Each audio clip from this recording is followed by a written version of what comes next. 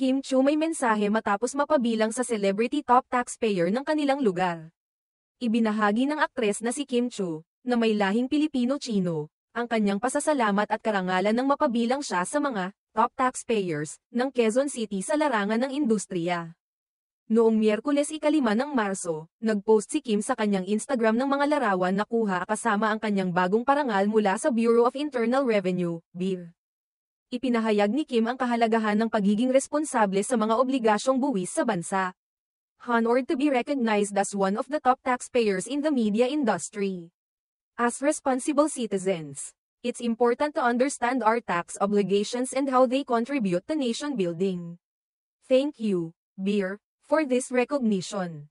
Let's continue to support a stronger economy together, pahayag ni Kim sa kanyang post. Bahagi ng kanyang mensahe. Sinabi ni Kim na umaasa siyang magsilbing inspirasyon ang kanyang natanggap na parangal upang magtaguyod ng tamang pag-uugali at responsibilidad sa pagbabayad ng buwis. Hindi lamang sa mga individual kundi pati na rin sa mga negosyo. May this award inspire more individuals and businesses to uphold integrity and responsibility in tax compliance. Together, let's continue working toward a stronger and more prosperous nation. Thank you. And mabuhay ang lahat ng mga Pilipino, ani Kim sa kanyang post na agad na naging viral sa social media.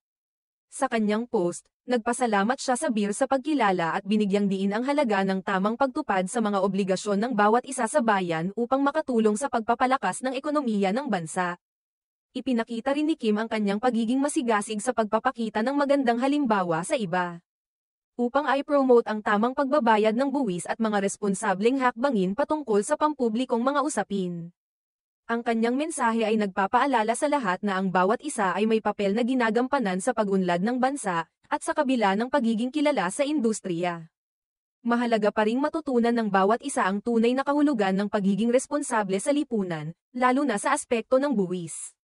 Sa kanyang posisyon bilang isang kilalang personalidad sa bansa, naging simbolo si Kim ng dedikasyon sa mga responsibilidad bilang isang mamamayan at isang tagapagtaguyod ng pambansang kaunlaran.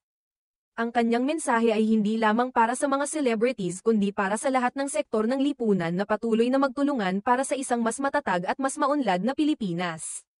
Ang pagiging bahagi ni Kim sa mga nangungunang nagbabayad ng buwis sa Quezon City ay hindi lamang isang personal na tagumpay, kundi isang tagumpay din para sa kanyang mga taga-suporta at para sa industriya ng telebisyon.